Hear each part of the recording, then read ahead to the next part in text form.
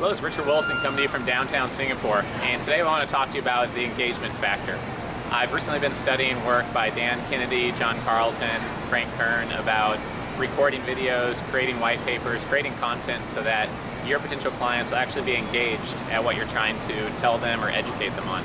A lot of what I talk about is educational marketing and providing value to your audience and value to your industry, and doing that in ways where it'll get people's attention and make them look at you as an expert and someone that's a resource to them, and so on, instead of somebody who maybe is trying to sell them something and that's their only kind of approach to it. So my video here today on the engagement factor is really around a statement I heard from Dan Kennedy about how if you want to grow your share in a marketplace, you have to become more fascinating to more people. So what I wanted to really drill home here is that you need to think of exactly who you're targeting, what their biggest interests are, what their biggest fears are, what their biggest goals are, and then figure out how you can become part of the solution of how they can avoid their biggest fears or how they can meet their biggest goals. So for example, if you're targeting ultra-wealthy professionals, one of their ultimate goals might be to buy a private jet, or one of their ultimate goals might be to travel to certain places.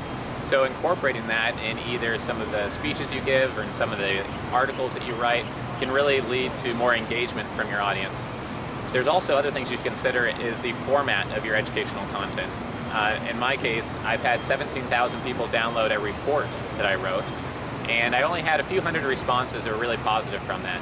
I then recently wrote a white paper, and just by calling it a white paper and having slightly different content, we are able to get 1 out of every 10 people that actually read the white paper to respond to us and engage us, call us, and email us. So the engagement factor on calling something a white paper, the clients I work with, is much higher than a simple report. So it's just another example of how you can engage your audience. The final suggestion I want to leave is visual aspects of engagement. You can do things like record a video on the beach in the Cayman Islands, or in front of a car here like a Ferrari, or inside of a private jet if one of your friends has a private jet. There's different things where the environment alone adds some authority and a big engagement factor to what you're doing. You can really look at these types of strategies in 100 different ways, and I would encourage you to. And the good thing is your competition won't take the time to think about this. Most people don't take the time to think about how they can maximize the engagement on a piece of content they create, and there's really endless ways that you can do so.